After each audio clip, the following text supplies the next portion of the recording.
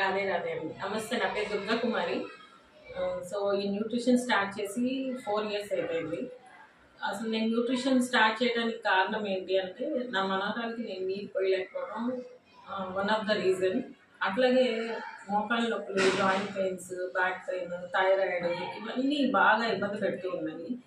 వీటన్నిటిని అధిగమించడం కోసం పెయిన్ కిల్లర్స్ వేసుకొని బతికేసాను. 14 ఇయర్స్ పైనుంచే పెయిన్ కిల్లర్స్ యూజ్ చేయడం స్టార్ట్ చేశారు. నా పనులు చేసుకోవాలి అని అంటే, నేను మార్నింగ్ బెడ్ మీద నుంచి లెగవాలి అన్నా కూడా నాకు పెయిన్ కిల్లర్ వేసుకుంటేనే నేను మార్నింగ్ కూడా లెగవగలను. నా కాలు కింద పెట్టాలన్నా చాలా కష్టంగా ఉండేది, కంకరాల మీద పెట్టినట్టు ఉండేది. అలాగే తుమ్ములు వచ్చేసేవి పొద్దున్న లెగిస్తే. ఎప్పుడు ఇన్హేలర్ కూడా స్ప్రే బాటిల్ అనమాట, స్ప్రే బాటిల్ పెట్టుకునేదాన్ని. డాక్టర్ గారు ముక్కులో ఏదో బోన్ అరిగింది, దానికి ఆపరేషన్ చేయాలి అని చెప్పి అన్నారు. సో ఆ స్ప్రే అనేది కంటిన్యూ అయిపోయింది.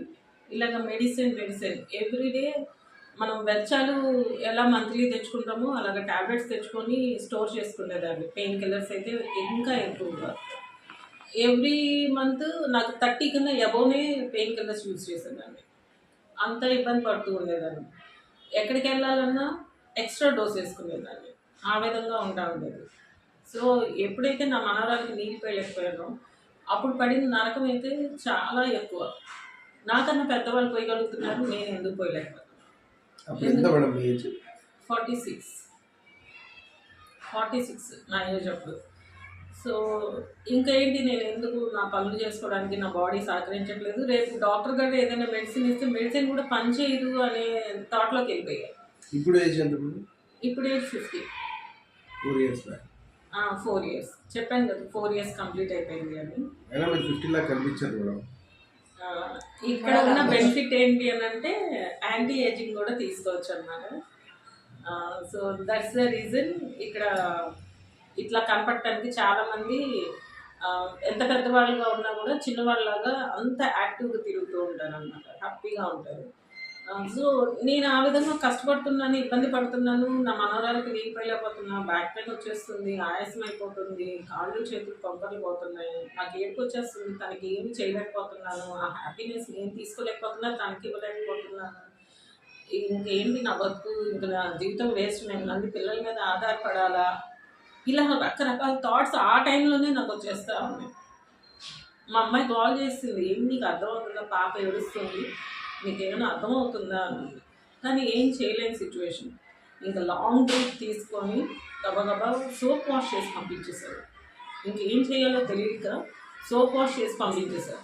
ఆ తర్వాత నాకు ఈ న్యూట్రిషన్ పరిచయం అయింది. మేడం ఇన్వైట్ చేశారు, నా కోచ్. ఎప్పుడైతే ఇన్వైట్ చేశారో అక్కడ రిజల్ట్స్ విన్నాను. ఒక కూరగాయలు అమ్ముకునే పర్సన్ కూడా బరువు తగ్గి ఆరోగ్యంగా మారింది. ఆ రిజల్ట్ ఎప్పుడైతే విన్నానో నాలో కలిగింది, అయితే నేను కూడా వెయిట్ లాస్ అవ్వచ్చు కదా. మోకాళ్ళ నొప్పులకి డాక్టర్ వెయిట్ లాస్ అవ్వమన్నారు, కనీసం ఇదన్నా ప్రయత్నం చేద్దామని చెప్పి స్టార్ట్ చేశాను. ఎప్పుడైతే స్టార్ట్ చేశానో ఫస్ట్ డే నుంచి పెయిన్ కిల్లర్ లేకుండా చేసుకున్నాను.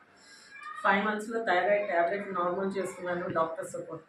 8 మంత్స్లో 20 kgs వెయిట్ లాస్ అయ్యాను. సో ఇదంతా నాకేమన్నా తెలుసా అంటే నాకేం తెలీదు.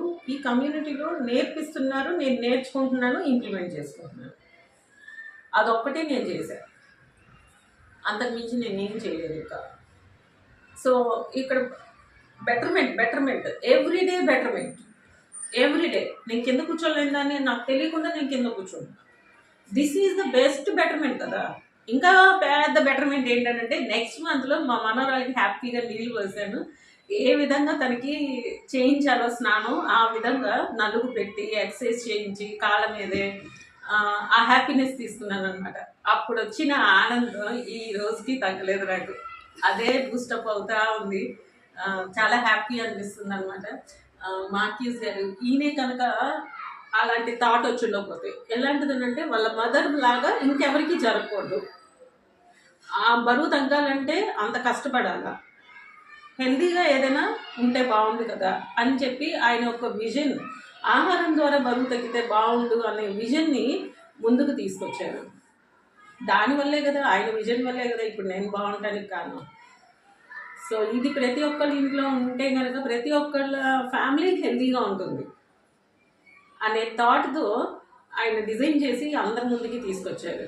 ఫస్ట్ ఆయనే యూజ్ చేసుకొని ప్రజల్లోకి తీసుకొచ్చి కార్ డిక్కీలో స్టార్ట్ చేసిన పర్సన్ అసలు ఆయన కూడా ఓనర్గా లేకుండా మనమే ఓనర్స్ అన్నట్టుగా డిజైన్ చేశారు హెర్బల్ లైఫ్. సో చాలా హ్యాపీగా ఉంది నాకు ఈ కమ్యూనిటీలో ఉండటానికి. నేను ఎప్పటికీ హెల్తీగా ఉండాలి అంటే ఒక హెల్తీ కమ్యూనిటీలో ఉంటే సరిపోతుంది అని నేను డిసైడ్ అయ్యి నేను ఫిక్స్ చేసుకున్నాను. నేను ఎప్పటికీ హెల్తీగా ఉండాలి, నా పిల్లల మీద ఆధారపడతాను.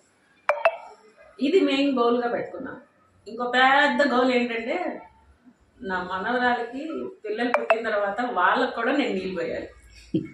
ఇది నా పెద్ద గోల్. Thank you.